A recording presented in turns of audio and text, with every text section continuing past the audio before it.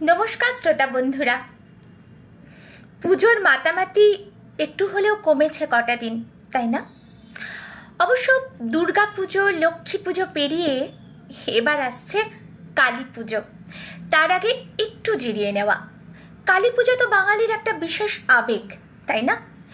ইচ্ছে রইল কোনো একটা শুক্রবারের এই অনুষ্ঠানে কালী পুজো নিয়ে আলোচনা করার। আচ্ছা, বলুন তো দেখি, আজ স্বপ্না ও তার কথা অনুষ্ঠানে কি নিয়ে আমরা আড্ডা দেব? বলুন বলুন দেখি। হিন্ট দেব? আচ্ছা, দিচ্ছি। এমন একটা বিষয় যেটা আমরা আগেও করেছি, আর আপনাদের অনুরোধেই তার পর্ব বাড়িয়ে বাড়িয়ে আমাদের এই একটা দারুণ আড্ডা জমে। এবার বলুন তো। জানি সবাই বুঝে গেছেন, ঠিক ধরেছেন। আজ আমরা এই আড্ডায় চেনা মুখ অজানা গল্পের চতুর্থ পর্ব সাজিয়ে এনেছি আপনাদের জন্য। কি খুশি তো? এই বিষয়টা আপনাদের যেমন পছন্দের হয়ে উঠেছে, সত্যি কথা বলতে কি আমারও খুব ভালো লাগার একটা জায়গা জুড়ে আছে এটা। মাসের প্রথম দ্বিতীয় সপ্তাহ এলেই মনে হয় যে কি যেন একটা করছি না। এই অনুষ্ঠানটাকে ঘিরে আসলে আমি এত মেসেজ পাই আপনাদের সকলের কাছ থেকে যে আমি সত্যি অভিভূত। শুরু থেকে জানতাম যে আপনারা এত আপন করে নেবেন আমার কাজ, আমার ভাবনার এই ফসল। আমি সত্যিই কৃতজ্ঞ আপনাদের এই ভালোবাসার দানে। সকলেই সঙ্গে থাকুন, আমরা অনেকটা পথ পার করব একসঙ্গে, কথায়, আড্ডায়, কবিতায়, গল্পে আর নানান আলোচনায়। চলুন তাহলে আজকের আড্ডাটা শুরু করে দেওয়া যাক।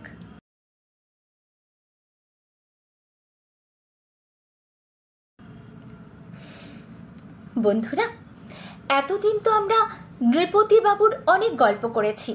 চলুন আজ আমরা আড্ডা শুরু করি আর এক অসাধারণ কৌতুকাভিনেতা শ্রী ভানু বন্দ্যোপাধ্যায়কে দিয়ে। ভানুবাবু নিজেই বলতেন তার চরিত্রে নাকি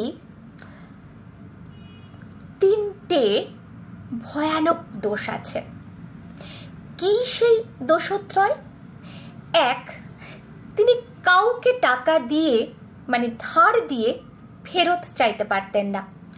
যে নিয়েছে সেও ইচ্ছে করে বেমালুম ভুলে যেত, আর উনি ভাবতেন যদি টাকাটা ফেরত চাই বেচারি হয়তো খুব লজ্জায় পড়ে যাবে, হয়তো হাত খালি তাই দিতে পারছে না। 2, নিজের জন্য কারোর কাছে কিছু চাইতে পারতেন না, সে নতুন কাজের জন্যেই হোক অথবা ব্যক্তিগত আর কিছু। আর তৃতীয় ও সব থেকে বেয়ারা যে দোষটা ওনার ছিল সেটা হলো এই যে উনি কারো অন্যায় কথাবার্তা সহ্য করতে পারতেন না, বিশেষ করে যদি তা আর কারো সমালোচনা হয়ে থাকে। অকারণ এইসব নিন্দে মন্দ মোটেই তিনি বরদাস্ত করতে পারতেন না। আর এই কারণেই বহুবার বহু মানুষের অপ্রিয় ভাজন হয়েছেন, তবু নিজেকে বদলাননি। এই নিয়ে একটা ঘটনার কথা বলি, এটা সকলের কাছে শিক্ষণীয়। হয়েছে কি, সেবার এক গায়ে মানে না আপনি মোড়ল গোছের ইন্টেলেকচুয়াল স্টার থিয়েটারে বসে এক মনে মহাশ্বেতা দেবীর নামে উল্টো পাল্টা কুৎসা করেই চলেছেন। বিষয়টা কি? একদম ওনার ব্যক্তিগত বৈবাহিক জীবন। তো কেন তিনি বিজন ভট্টাচার্যকে ছেড়ে অজিত গুপ্তকে বিয়ে করলেন তাই নিয়ে রসিয়ে রসিয়ে যেমন খুশি গল্প করে চলেছেন। বোঝেননি যে ভিতরেই ভানুবাবু আছেন। কিছুক্ষণ এই ব্যাপারটা চলার পর আচমকা বেরিয়ে এলেন ভানুবাবু। বাইরে এসেই তিনি সেই বিজ্ঞকে বাঙাল ভাষায় তিরিক্ষে স্বরে জিজ্ঞাসা করলেন, আচ্ছা মশাই, আপনার পিতৃদেব এই বৎসর কত বিঘা জমিতে ধান চাষ দিচ্ছেন? এমন অদ্ভুত প্রশ্ন শুনে তো সেই ভদ্রলোক অবাক। ধান চাষ? হঠাৎ আমার বাবা ধান চাষ করবেন কেন? তিনি তো দেহ রেখেছেন সে অনেক দিন হলো। উত্তর শুনে ভানুবাবু তাকে কঠিন গলায় উত্তর দিলেন, বেশ, তবে বাইসা গেছেন। জীবিত থাকলে জিগাইতাম মহাশ্বেতা দেবী আপনার কয় বিঘা জমির পাকা ধানে মই দিছে যে আপনার ইন্টেলেকচুয়াল পুত্তর তারে লইয়া পেঁচাল পারতাছে? জন্মের সময় এমন পোলারে নুন দিয়া মাইরা ফেলেন না কেন? এই উত্তর শুনে সেই ভদ্রলোক কোথা দিয়ে পালাবেন সেই পথ তখন আর খুঁজে পাচ্ছিলেন না। এই ছিলেন আমাদের ভানুবাবু। বাইরের অভিনয় দেখে যার ব্যক্তিত্ব সম্পর্কে বিন্দু মাত্র ধারণা করা যায় না। আসলে হাস্যরসও যে সিরিয়াস একটা অভিনয়ে, এটা অবচেতন মন থেকেই আমরা মানতে চাই না। যিনি কমেডিয়ান তিনি যেন জীবনের সব ক্ষেত্রেই তাই হয়ে থাকবেন, এটাই আমাদের চাহিদা। Comedy is a serious business. অভিনয়ের এই চোখ আজও আমাদের তৈরি হয়নি, কিন্তু এটা আমাদের দুর্ভাগ্য। ভানুবাবু দৃঢ়তার আর একটা ঘটনা বলি বরং। সেই সময় তো গ্রামোফোন কোম্পানি মানে ধরাছোঁয়ার বাইরের একটা ব্যাপার। তারাই তখন কিং মেকার। যেভাবে চেয়েছে শিল্পীদের ব্যবহার করেছে। লোকে লাইন দিয়ে দাঁড়িয়ে থাকতো কোম্পানি থেকে রেকর্ড বের করার জন্য। তা গ্রামোফোন কোম্পানি অর্থাৎ HMV তখন ভানুবাবুকে দিয়ে সিরিজে কৌতুক রেকর্ড ইত্যাদি করাচ্ছে। ভীষণ জনপ্রিয় হয়েছে সেই সমস্ত রেকর্ড। হাতে আরও অনেকগুলো কাজ আছে, করতে হবে। ওর সমসাময়িক আরও একজন নতুন কমেডিয়ান ছিলেন সুশীল চক্রবর্তী। তাকে দিয়েও দু একটা কাজ করাতে করাতে কোম্পানি ঠিক করলো যে কেবলমাত্র ভানুবাবুকে দিয়েই কাজ করাবে। প্রস্তাবিত বাকি কাজ আর সুশীলবাবুকে দেওয়া হবে না। তাকে মানে চলে যান জাতীয় কথাবার্তা দিয়ে দেওয়া হলো। কথাটা কানে গেল এক সময় ভানুবাবুর। শুনলেন যে HMV নতুন কমেডিয়ান সুশীল চক্রবর্তীকে ভাগিয়ে দিয়েছে, বলেছে ভানু ছাড়া কারো রেকর্ড করবে না। তখন তিনি নিজেই ফোন করলেন কোম্পানির অফিসে। সরাসরি শর্ত দিয়ে বলেছিলেন, সুশীলের রেকর্ড করলেই আমি রেকর্ড করুম, নয়তো গুড বাই। ভাবতে পারেন বন্ধুরা, HMV সেই শর্ত মেনে নিতে বাধ্য হয়েছিল। ভানুবাবুর শর্ত। নিজের যোগ্যতা ও ওজন খুব ভালো মতন বুঝতেন মানুষটি। অত্যন্ত দৃঢ় চেতা এই মানুষটি কারো কাছ থেকে কোনো শর্তে মাথা নত করতেন না। একবার শিল্পী সংসদের বিরুদ্ধে দাঁড়াতে গিয়ে কালো তালিকাভুক্ত হয়েছিলেন, কিন্তু মাথা নত করেননি। হাতে কাজ ছিল না। সেই কাজ থাকা না সত্ত্বেও তিনি সিদ্ধান্তে অচল ছিলেন। অনেকে বললেও সমঝোতার পথে যাননি। পরে তারাই বাধ্য হয়ে ওর নাম সরিয়ে নেয়। এমন মনের জোর হবে নাই বা কেন? আপনারা শুনলে অবাক হয়ে যাবেন। মাত্র 12 বছর বয়সেই অগ্নিযুগের বৈপ্লবিক কর্মকাণ্ডের সঙ্গে জড়িয়ে পড়েন ভানু। বিপ্লবী দীনেন গুপ্ত ও বিপ্লবী অনন্ত সিংহকে গুরু মানতেন তিনি। তাদের কাছেই নিয়েছিলেন মন্ত্রগুপ্তি সংগ্রামের প্রথম পাঠ। ওই বয়সে কি নিদারুণ দক্ষতার সাথে এক জায়গা থেকে অন্য এক জায়গায় রিভলভার পাচার করেছেন দিনের পর দিন। কেউ সন্দেহ করতেও পারেনি, ধরাও পড়েননি। ভাবা যায়? শুধু তাই নয়, বৈজ্ঞানিক সত্যেন বসুর অত্যন্ত প্রিয় ছাত্র ছিলেন ভানুবাবু। সত্যেন বসু তাকে তার পারিবারিক নাম সাম্যময় বলেই ডাকতেন চিরকাল। ওর ছেলে গৌতম বন্দ্যোপাধ্যায় বাবার খাওয়া দাওয়া সম্পর্কে বলেছিলেন যে বাবা ইলিশ মাছ পেলে আর কিচ্ছু চাইতো না। ভাজা ইলিশ দিয়ে প্রথমে ভাতের ওপর মাছটা রাখত, কিছুক্ষণ বাদে সেখান থেকে মাছটা সরিয়ে তার তলার তেল ভাতটা মেখে খেত। আবার ওপাশ থেকে সরিয়ে এপাশে ভাতের ওপরে নিয়ে আসতো মাছটা। এমনি করেই অর্ধেক ভাত খাওয়া হয়ে যেত তার। ইলিশ ছাড়াও ভানুবাবু ভালোবাসতেন কই আর ট্যাংরা মাছ। অবশ্য রবিবার হলে সম্পূর্ণ অন্য মেজাজ। সেদিন পাঁঠার মাংস চাই। একটা মজার ঘটনা বলে ভানুবাবুর প্রসঙ্গ আজকের মতন শেষ করব। তখন আর্টিস্ট ফোরাম আর শিল্পী সংসদ নিয়ে চরম দোলাচল চলছে। কে কোন দিকে যাবেন, কি করবেন সেই নিয়ে একটা ভীষণ অস্থিরতা সব শিল্পীর মধ্যে। এই নিয়েই ভানু বন্দ্যোপাধ্যায় সৌমিত্র বাবুর সঙ্গে এসেছেন আলোচনা করতে। গাড়িতে বসে কথা হচ্ছে, এমন সময় প্রায় ভিতরে মুখ ঢুকিয়ে এক অতি উৎসাহী ফাজিল জিজ্ঞাসা করে বসল, কেমন আছেন ভানুবাবু? ভানুবাবু একটু বিরক্ত হলেন, বললেন, আগে যেমন ছিলাম, বলে আবার আলোচনা শুরু করলেন। সে থামবার পাত্র নয়, ভাঁড়ামি করে ফের জিজ্ঞাসা করলেও, আগে কেমন ছিলেন সেটাও তো জানি না। এবার চূড়ান্ত উত্তেজিত হয়ে তাকে সপাটে 4 অক্ষরের একটা কাঁচা গালাগাল দিয়ে বললেন, সেটা যদি নাই জানো, এখন কেমন আছি যাই না কি করবা। এই ছিলেন ভানু বন্দ্যোপাধ্যায়। বাংলা সিনেমায় বাঙাল ভাষার প্রয়োগে পূর্ববঙ্গের কমেডিকে প্রায় একার কাঁধে বয়ে নিয়েছিলেন এই মানুষটি। ঠাট্টা করে বলতেন, ছিলাম বাড়ুজ্জে, হলাম ভাড়ুজ্জে।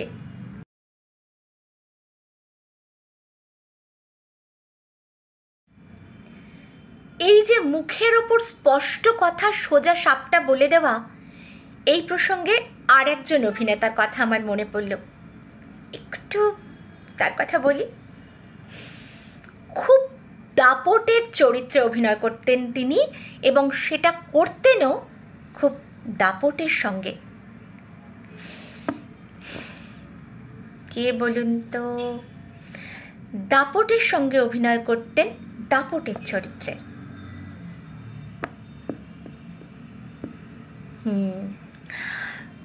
কমল মিত্র। উনি তখন স্টার থিয়েটারে আছেন। নাটকে ছোট ছোট রোল করতেন এরকম 2-3 জন অভিনেত্রী একদিন খুব ব্যতিব্যস্ত হয়ে কমলবাবুর কাছে এসে বললেন যে, কমলদা, এক ভদ্রলোক গত 6 মাস ধরে আমাদের খুব বিরক্ত করছেন, আপনি যদি একটু সাহায্য করেন, আমরা খুব বিব্রত হয়ে আছি। শুনেই কমলবাবু তাঁর সেই বিখ্যাত তিরিক্ষে মেজাজে 3টে মেয়ের দিকে তাকিয়ে দাঁত খিঁচিয়ে উঠে বললেন, ভদ্রলোকের সঙ্গে মাখামাখি শুরু করবার সময় খেয়াল ছিল না, এখন আমার কাছে এসেছ। একে একে সেই অভিনেত্রীরা যা উত্তর দিলেন তা এইরকম যে ভদ্রলোকটি নাকি থিয়েটারের নতুন দল খুলবেন, সেই বিষয়ে এদের সঙ্গে কথা বলেছেন। তা কি কথা? প্রথম মেয়েটির কথা মতো ব্যাপারটা এই যে তারা কোনো রকম মাখামাখি করেননি। মাস 6 আগে ইনি এদের কাছে এসে বলেছেন যে উনি একটা থিয়েটার গ্রুপ করতে চান, ভালো ভালো অভিনেত্রী চান ইত্যাদি। তাই সকলে যথাযোগ্য খাতির করতেন। দ্বিতীয় জনের অনুযোগ এই যে গত 6 মাস ধরে উনি কেবল আমাদের সঙ্গে কথাই বলে যাচ্ছেন, কাজের কাজ কিচ্ছু হচ্ছে না। তার উপর আমাদের 3 জনকেই আলাদা করে বলেছেন তাকে হিরোইন করবেন। তাতেই আমাদের মনে সন্দেহ হচ্ছে। আর সব থেকে ভয়ানক অভিযোগ ছিল তৃতীয় মেয়েটির। তার কথায় কমলবাবু জানলেন যে ভদ্রলোকের খুবই খারাপ মতলব। মেয়েটিকে ওর সঙ্গে দীঘা যেতে বলেছেন, 2 রাত্রি সেখানে থাকবেন, আর এ কথাটা কাউকে বলতেও বারণ করেছেন। ওর প্রস্তাবে রাজি হলে তার জন্য নাকি হিরোইনের রোলটা পাকা থাকবে। ব্যাপারটা কি সেটা বুঝতে আর বাকি রইল না কমলবাবুর। মেয়েগুলিকে সান্ত্বনা দিয়ে তিনি বললেন, ঠিক আছে, তোরা মেকআপ রুমে যা, আজকে ভদ্রলোক দেখা করার জন্য স্লিপ পাঠালে স্লিপটা আমার কাছে পাঠিয়ে দিবি, তারপর যা করার আমি করব। এরপর যথাসময়ে ভিজিটিং রুম থেকে ভদ্রলোকের স্লিপ এলো। পরিকল্পনা মাফিক সেই স্লিপ কমলবাবুর হাতেও পৌঁছলো। তিনি ভিজিটিং রুমে গিয়ে কোনো রকম ভনিতা না করেই ভদ্রলোককে বললেন, আপনি থিয়েটার পার্টি করবেন? খানিকটা হকচকিয়ে গেলেন তিনি। আর হবে নাই বা কেন? লোকটি মেয়েদের সঙ্গে গল্প করবেন বলে বেশ গুছিয়ে বসেছিলেন। কমলবাবু বিনা মেঘে বজ্রপাতের মতো আছড়ে পড়লে এবং ওই রকম ব্যক্তিত্বপূর্ণ কণ্ঠে অনাকাঙ্ক্ষিত প্রশ্নবান, হকচকিয়ে না গিয়ে উপায় কি? আমতা আমতা করে বলতে লাগলেন, হ্যাঁ মানে না মানে। এবার আরও জোরে ধমক দিয়ে কমলবাবু বললেন, আর মানে করতে হবে না, আপনার মতলব তো বোঝা গেছে। যদি সত্যি থিয়েটার করতে চান তাহলে কাল ওদের 3 জনের জন্য 500 টাকা করে 1500 টাকা অ্যাডভান্স আমার কাছে দিয়ে যাবেন। আমি ওদের লোকাল গার্জেন। আর দীঘা ঘুরে আসার মতলব ছিল নাকি? ওরে আমার ফেতো ক্যাপ্টেন, থিয়েটারের মেয়েরা খুব সস্তা, তাই না? ফের যদি কোনো দিন এই তল্লাটে দেখি তাহলে মেরে খাল খিঁচে দেব। উল্লুক পাজি ছুঁচো রাস্কেল কোথাকার, দূর হয় এখান থেকে। এটা কিন্তু একদম সত্য ঘটনা, সিনেমার কোনো স্ক্রিপ্ট নয়।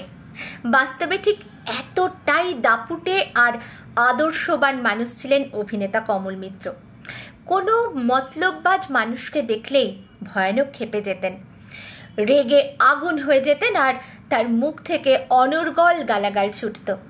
গালাগালের চোটে যাকে বলে ভূত ভাগিয়ে দেওয়া, ঠিক সেই কাজটাই করতেন তিনি। এ ব্যাপারে জিজ্ঞাসা করলেই চেপে হেসে বলতেন, স্বাস্থ্যটা ভালো রাখার জন্য করি। তাছাড়া আমি তো বরাবরই একটু বীর রসের অভিনয় করতে ভালোবাসি, তবে যাকে তাকে খিস্তি করি না, যারা এর যোগ্য তাদেরই করি। ঠোঁট কাটা বলে বদনাম আছে আমার। এই প্রসঙ্গে একটা মজার ঘটনা বলি। সত্যজিৎ রায়ের পরশ পাথর ছবিতে ছোট একটা পার্টের দৃশ্যে অভিনয় করেছিলেন আমাদের কমল মিত্র। হলো কি, সত্যজিৎ রায় পরশ পাথর ছবিতে অভিনয়ের প্রস্তাব দিয়ে তার প্রোডাকশন ম্যানেজারকে পাঠিয়েছিলেন কমল মিত্রের বাড়িতে। সব শুনে কমল মিত্রের স্পষ্ট জবাব, মাথা খারাপ, আমি যাব সত্যজিৎ বাবুর ছবিতে কাজ করতে? আমার ভাই খুব মুখ খারাপ, কখন কি বেরিয়ে যাবে। কিন্তু সত্যজিৎ রায় সেই কথায় হাল ছাড়েননি।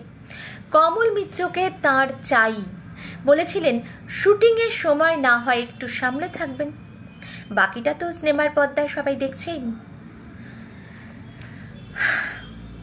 শিশির কুমার ভাদুরীর একটা উপদেশের কথা তিনি জীবনের শেষ দিন অবধি বলতেন, যা যে কোনো অভিনেতার জন্যই খুব শিক্ষণীয়।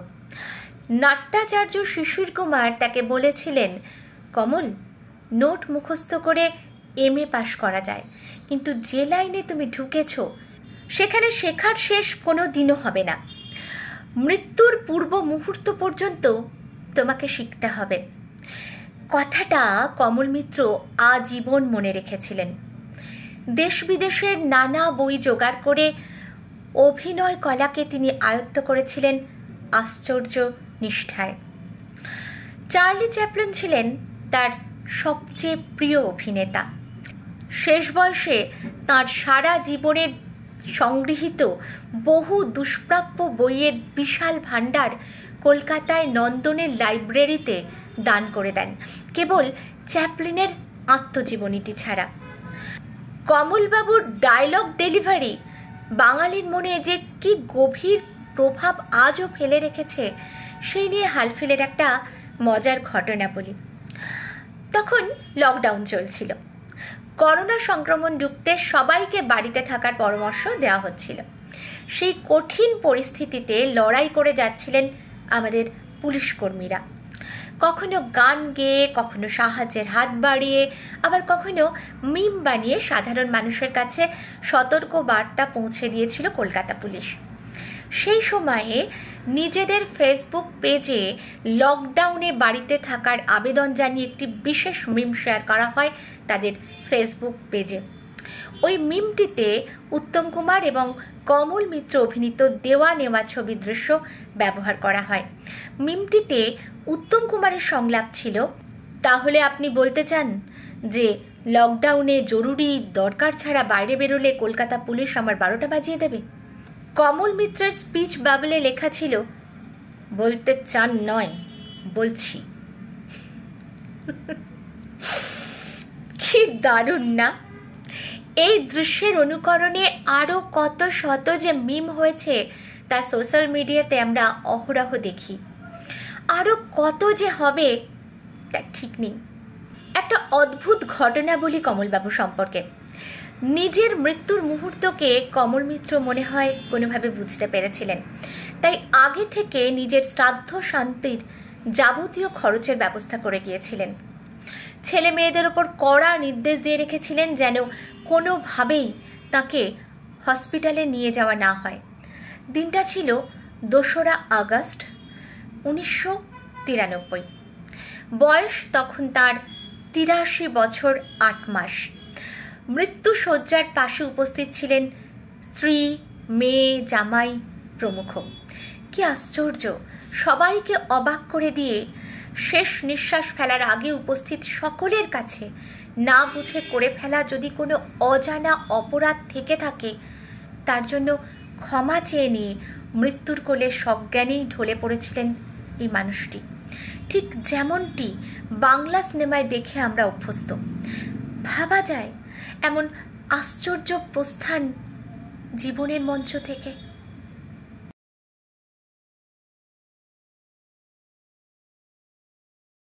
বন্ধুরা, চলুন এবার একটু স্বাদ বদল করি। গান বাজনার মানুষদের গল্প একটু আধটু না করলে কি আর ভালো লাগে? আমি তো নৈহাটি শহরের মেয়ে, আর নৈহাটির গায়ক বললেই তো সেই মানুষটির নাম আসবেই আসবে যার নামে আমি বলতে গেলে একদম ফিদা হয়ে যাই, শ্রী শ্যামল মিত্র। হ্যাঁ, ওর বিষয়ে আলোচনা করতে আমার খুব ভালো লাগে। সে বাপু আপনারা যাই বলুন না আমায়।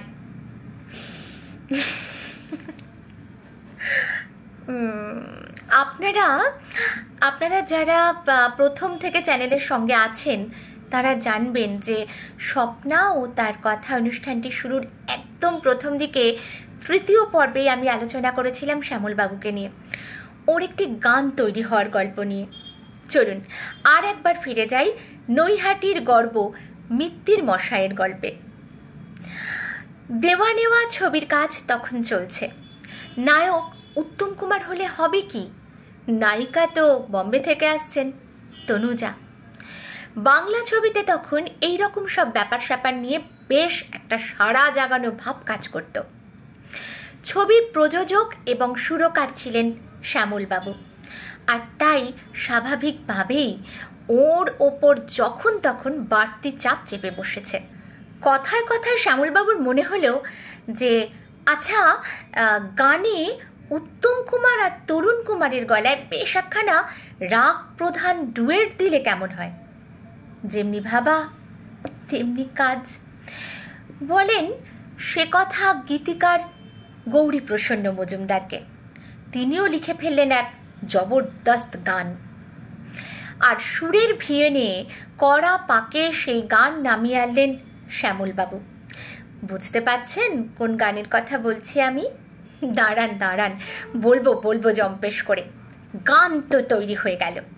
এবার ভাবনা গ্রাস করলো শ্যামলবাবুকে যে এই গান গাওয়াবো কাকে দিয়ে। গানটা যা দাঁড়িয়েছে যে সে কাউকে দিলে গানের প্রতি অবিচার করা হবে, আর তিনি যা চাইছেন সেই জিনিসটা নাই যদি ফোটানো যায় তাহলে কি লাভ সিনে গানটা এনে।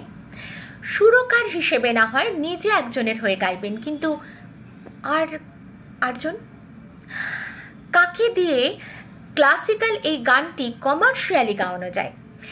এমন হতে হবে তাকে যার সাথে বেশ মরমিয়াভাবে সুরের বাঁধন দুজনের জমবে। কে সে?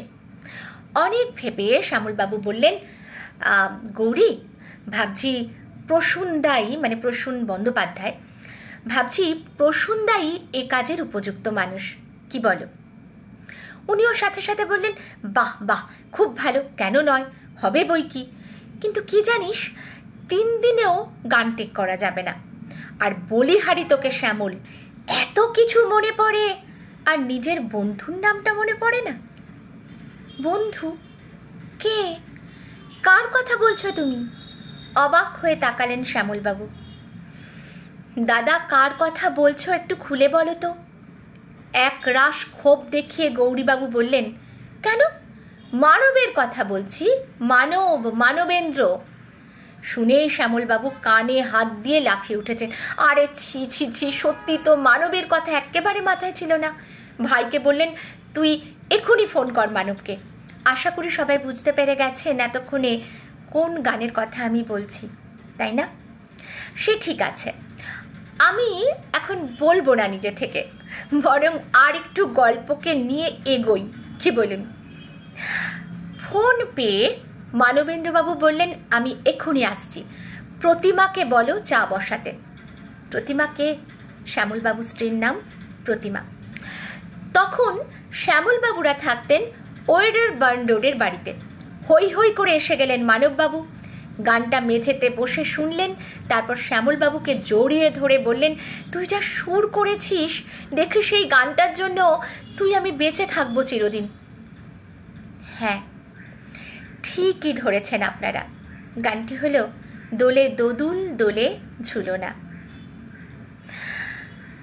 গানটান শুনে তুলে ফিরে গেলেন মানববাবু, কিন্তু বাড়িতে গিয়ে থেকে একটা প্রচণ্ড অস্বস্তি মনে কাজ করতে লাগলো ওর। শেষে থাকতে না পেরে সন্ধেবেলা ফোন করলেন শ্যামল মিত্রকে। ফোনে পেলেন না বাড়িতে তাকে। খানিক বাদেই ছটফট করতে করতে আবার ফোন, আবারও নেই। একটু বাদে আবার ফোন, এই করে করে বার ছয়েক এদিক ওদিক ফোন করে অবশেষে পাকড়াও করলেন শ্যামলবাবুকে। বললেন যে, শোন, জরুরি একটা কথা আছে সকালের গানটা নিয়ে, আমি আসছি তোর বাড়ি। দুই বন্ধু আবার মুখোমুখি হারমোনিয়াম নিয়ে বসলেন।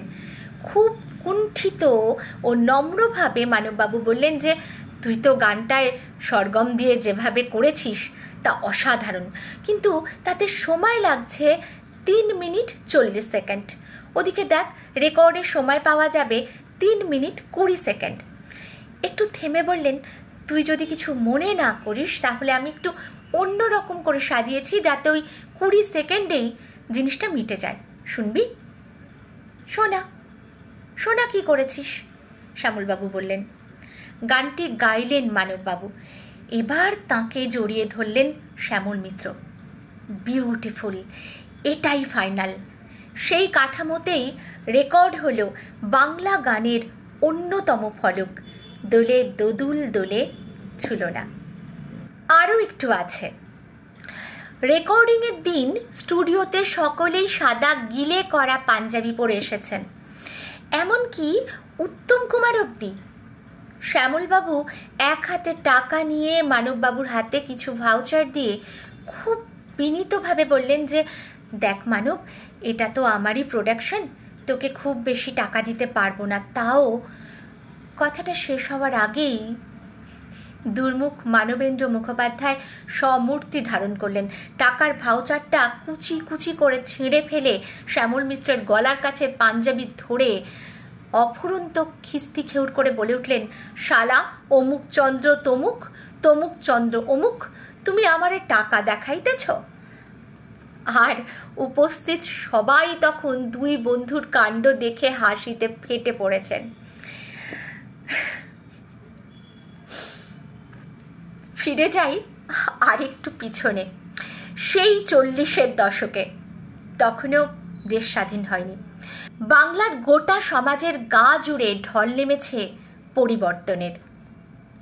তা সেই পরিবর্তন শুধু সামাজিক পরিবর্তনেই সীমাবদ্ধ নয়, ঘটতে শুরু করেছে রাজনৈতিক পরিবর্তনও। রাজনীতিকে আবর্তন করে পরিবর্তনের ঢেউ এসে লেগেছে সংস্কৃতিতেও। সঙ্গীত, নাটক, কাব্য সব জায়গাতেই মানুষ নতুন ভাবনার বীজ বপন করছে। এই দলে যোগ দিয়েছেন সেদিনের উদীয়মান তরুণ শ্যামল মিত্র। পরিবর্তনের হাওয়ায় নাম লিখিয়ে যোগও দিয়েছেন আইপিটিএতে। মাঝে মাঝেই বন্ধু বান্ধবরা চলে আসে নৈহাটির বাড়িতে। সবাই সংস্কৃতি জগতেরই লোক। আইপিটিএর তুমুল আড্ডা হয় নতুন দিনের স্বপ্ন বুনতে বুনতে। এইরকমই একটা দিনের কথা। খাওয়া দাওয়া সেরে ঘুমোতে গেছেন সবাই। গভীর রাত। হঠাৎই ঘুম ভেঙে গেল অতিথি এক বন্ধুর। চোখে মুখে তার অস্থিরতা। শুয়ে থাকতে আর না পেরে মাঝরাতে উঠে সোজা চলে গেলেন বন্ধু শ্যামলের কাছে।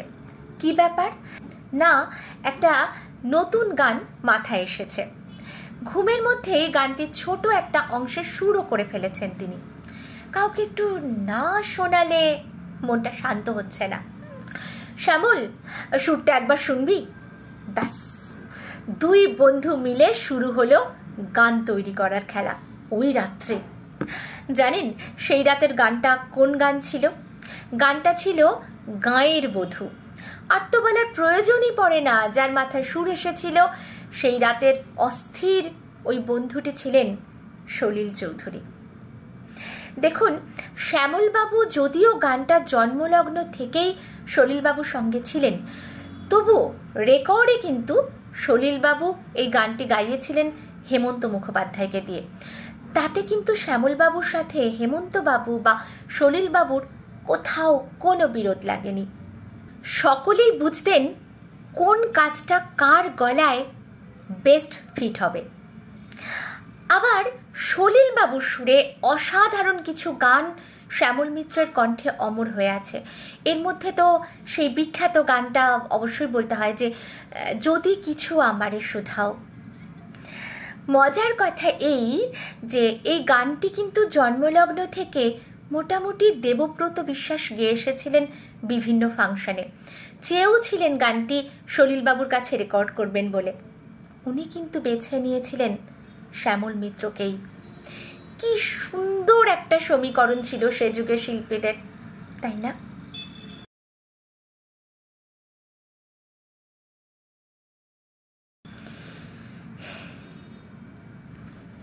বন্ধুরা, আজ একদম উঠতে ইচ্ছে করছে না, বিশ্বাস করুন, কিন্তু কি করি, সময় আজ শেষ। আশা করি আপনাদের ভালো লেগেছে আজকের আড্ডা। কথা দিচ্ছি যত তাড়াতাড়ি পারবো আবার স্বপ্না ও তার কথায় আপনাদের শোনাবো চেনা মুখ অজানা গল্পের নতুন নতুন কথা। সবাইকে আপনারা বলুন আমার চ্যানেল গল্পরার কথা সাবস্ক্রাইব করুন যারা সাবস্ক্রাইব করেননি এখনো। সকলে এইভাবে আমার পাশে থাকুন। ধন্যবাদ, নমস্কার।